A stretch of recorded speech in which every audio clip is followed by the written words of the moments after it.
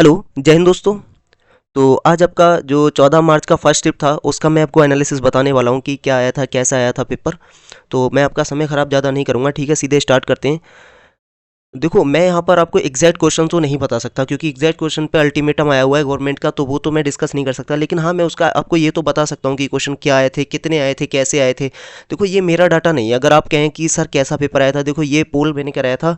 पोल में कितना, देखो 1000 कितने वोट हैं, 1041 वोट थे। 26% हार्ड बता रहे हैं, 41% बच्चे ईजी बता रहे हैं और 33% बच्चे इसको मॉडरेट बता रहे हैं। तो आप इसके अकॉर्डिंग ही समझ सकते हैं कि पेपर कैसा है। वैसे मेरे अकॉर्डिंग पेपर ईजी की साइड में ज़्यादा था। बाकी आप खुद ही देख लो, 41% बच्चों ने ईजी ही बताया है। तो अगर मैं बात करूं प्रॉफिट एंड लॉस की, तो इसमें टोटल आए थे 3 क्वेश्चन। 3 क्वेश्चन आए थे और कैलकुलेशन बहुत हार्ड नहीं थी। कैलकुलेशन इसमें इजी ही आ रही है, कैलकुलेशन इतनी ज़्यादा नहीं है। अगर बात रेस की जाए तो इसमें रेस में भी 2 क्वेश्चन आए हुए हैं। दो नहीं, सॉरी, एक क्वेश्शन आया था रेस का। देखो, रेस का एक क्वेश्चन आया था, सिंपल क्वेश्चन था कि वो इतने मीटर प्रति सेकंड से दौड़ रहा है, ये इतने मीटर से दौड़ रहा है, तो फिर कितने से कौन रेस जीत जाएगा, ये वाला क्वेश्चन था। और जो नंबर सिस्टम है, नंबर सिस्टम के भी 2 से 3 क्वेश्चन देखने को मिले थे। देखो, 2 से 3 क्वेश्चन थे। मुझे जहां तक पता है कि 2 ही क्वेश्चन आए। सिंप्लीफिकेशन के क्वेश्चन थोड़े ठीक ठाक थे। सिंप्लीफिकेशन में 4 क्वेश्चन थे। इसमें मैं आपको नंबर सिस्टम में भी 1-2 सिंप्लीफिकेशन था, वो भी मैंने सिंप्लीफिकेशन में ही डाल दिए। तो ये जो सिंप्लीफिकेशन होता है वो भी नंबर सिस्टम का ही पार्ट होता है। तो आप कह सकते हैं कि इस साइड से थोड़े ज़्यादा क्वेश्चन आए थे। अब अगर एज की बात की जाए तो एज से एक क्वेश्चन था डायरेक्टली, और एक आध क्वेश्चन एज से रीजनिंग में भी था। तो आप ये कह सकते हैं सर 1 से 2 क्वेश्चन एज के आए हुए थे। प्रोपोर्शन की बात की जाए तो सर प्रोपोर्शन का एक क्वेश्चन आया हुआ था। और एसआई की बात की जाए, एसआई से 2 क्वेश्चन थे सिंपल इंटरेस्ट से, और दोनों क्वेश्चन आसान थे, ईजी थे, कैलकुलेशन हार्ड नहीं थी। देखो, जब एसआई और सीआई में क्या होता है, कैलकुलेशन से ही क्वेश्चन मुश्किल होता है, तो कैलकुलेशन ज़्यादा हार्ड थी नहीं। अगर मैं मिक्सर की बात करूँ तो मिक्सर से एक क्वेश्चन आया हुआ था, जो प्योर मिक्सर एंड एलिगेशन पे होते हैं वो वाले क्वेश्चन की बात कर रहा हूँ। टाइम डिस्टेंट एंड स्पीड से, टाइम स्पीड एंड डिस्टेंस से आए हुए थे 2 क्वेश्चन, और एक आध क्वेश्चन रीजनिंग में भी था आई थिंक। तो 2 से 3 क्वेश्चन आप कह सकते हैं किसमें थे, टाइम स्पीड एंड डिस्टेंस में। डीआई के क्वेश्चन आए, डीआई के 4 क्वेश्चन आए थे, जिसमें से 2 मैथ के सेक्शन में थे, 2 रीजनिंग के सेक्शन में आए हुए थे। परसेंटेज से कितने क्वेश्चन थे, परसेंटेज से 2 क्वेश्चन आए हुए हैं। ईजी क्वेश्चन है। मैथ में कोई भी क्वेश्चन कैलकुलेटिव नहीं है, यहाँ तक कि सिलेंडर का एक क्वेश्चन आया हुआ है, वो भी इतना कैलकुलेटिव नहीं था। जहाँ पे सिंप्लीफिकेशन थोड़ा सा कैलकुलेटिव रहता है, बट इतना कैलकुलेटिव सिलेंडर भी नहीं था। तो डीआई का थोड़ा सा रोल रहा है, बट आसान क्वेश्चन थे, सिंपल टेबल बना के आए हुए हैं।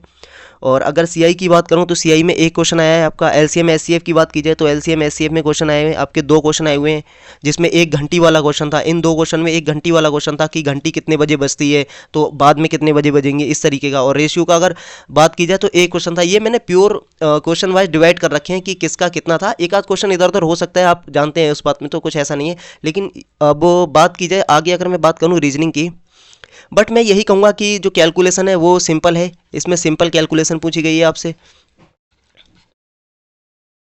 और कुछ ज़्यादा मुश्किल था नहीं।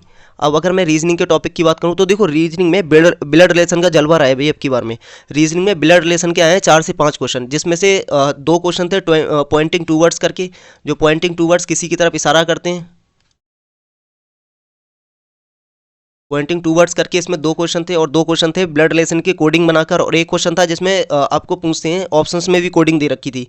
और ऑर्डर एंड रैंकिंग के भी भाई अच्छे क्वेश्चन आए, 3 क्वेश्चन आए ऑर्डर एंड रैंकिंग की। सबसे अच्छी बात यह है कि इनपुट आउटपुट का कोई भी क्वेश्चन नहीं पूछा गया है। अगर मैं इनपुट आउटपुट की बात करूं, जिसमें थोड़ा सा परेशानी होती थी, मैं इतने दिन से पढ़ा रहा था, उसमें स्टूडेंट को ना बहुत प्रॉब्लम हो रही थी इनपुट आउटपुट में, सर ये समझ में नहीं आता है, तो इसके 0 क्वेश्चन है। और डिसीजन मेकिंग के 0 क्वेश्चन है। डिसीजन मेकिंग के भी 0 क्वेश्चन थे।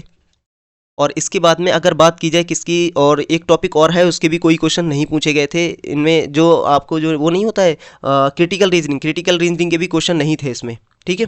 तो ये जो टॉपिक थे जो जिसमें नंबर कट सकते थे, उसके क्वेश्चन ही नहीं थे। अब अगर कोडिंग डिकोडिंग की बात की जाए, देखो इसका तो वेटेज ज़्यादा रहता ही है और रहा भी है। 4 क्वेश्चन आए हैं, 4 से 5 भी हो सकते हैं। बॉड मास, अगर मैं एनालॉगी की बात करूँ, एनालॉगी के 4 क्वेश्चन थे, जिसमें मैं आपको नंबर एनालॉगी भी बात कर रहा हूँ। जो ये दिया होता है कि 25 से 625 बना, ये सब भी इसी एनालॉगी में काउंट होता है। ये नंबर एनालॉगी होती है, और लेटर दिए होते हैं तो वो क्या होती है, लेटर एनालॉगी। आपको पता है बॉड मास से भी क्वेश्चन आए हुए थे, एक आध था, आप चाहे मैथ में मान लो या फिर रीजनिंग में मान लो।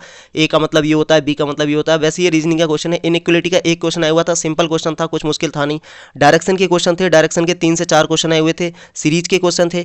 आप कहेंगे सर सीरीज में मैंने इसमें नंबर सीरीज और लेटर सीरीज दोनों जोड़ के बता रखा है। ऑड वन आउट के क्वेश्चन से, ऑड वन आउट के 3 क्वेश्चन से। कैलेंडर का एक क्वेश्चन आया हुआ था, ज़्यादा मुश्किल नहीं था। और मिरर का क्वेश्चन थे, मिरर एंड वाटर इमेज के 2 क्वेश्चन थे। वैन डायग्राम से आए हुए थे हमारे पास टोटल 2 क्वेश्चन। अब उसके अलावा तो रीजनिंग में शायद सारे टॉपिक कवर हो गए, और कुछ ऐसा टॉपिक आया नहीं था जो आपको लगे कि सर मुश्किल था, बट मैं फिर भी यही कह रहा हूँ, देखो इजी साइड में ज़्यादा स्टूडेंट बता रहे हैं कि पेपर इजी साइड में था, तो स्कोर आपको ज़्यादा करना पड़ेगा, नो डाउट। अगर मैं बात करूँ हिंदी और जीएस की, देखो इसके बारे में मैं आपको डिटेल में एक एक टॉपिक करके तो नहीं बता सकता, क्योंकि हिंदी की मुझे इतनी नॉलेज है नहीं। और जीएस की अगर बात करूँ तो इसमें बीएनएसएस का एक क्वेश्चन मुझे दिख रहा था, जिसमें एक धारा के बारे में पूछा गया था, बाकी जो अदर जो बीएनएसएस के सेक्शन के बारे में पूछा गया था, बाकी इसका सुपड़ा साफ ही समझो आप, जो बीएनएसएस और बीएसए और ये सब था, इसमें इतना ज़्यादा कुछ था नहीं।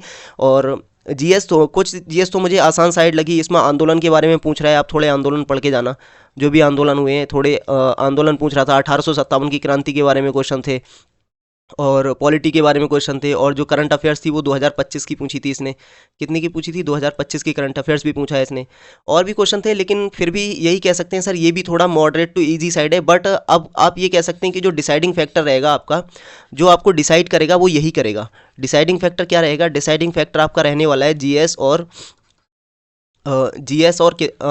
Plus Hindi. GS plus Hindi जो होगा वो डिसाइडिंग फैक्टर होगा, क्योंकि मैथ रीजनिंग में बहुत सारे स्टूडेंट फुल स्कोर भी करेंगे, वो इतना मुश्किल आया नहीं है। तो बस मैं यही कहूँगा कि अगर आपका अगले शिफ्ट में पेपर है तो आप थोड़ा अच्छे से प्रिपेयर कर लेना, बाकी इतना कुछ मैथ रीजनिंग में टेंशन लेने वाली कोई बात है ही नहीं, वो नॉर्मल आ रहा है, कोई ऐसे क्वेश्चन नहीं आ रहा है, बस थोड़ा सा ध्यान रखना कैलकुलेशन में आप एरर ना, उसमें सिली मिस्टेक मत करना आप रीजनिंग में, और कैलकुलेशन में एरर ना हो, तो इतना कुछ है नहीं पेपर में, ठीक है। और फिर मैं लास्ट में यही बोलूँगा कि ऑल द बेस्ट।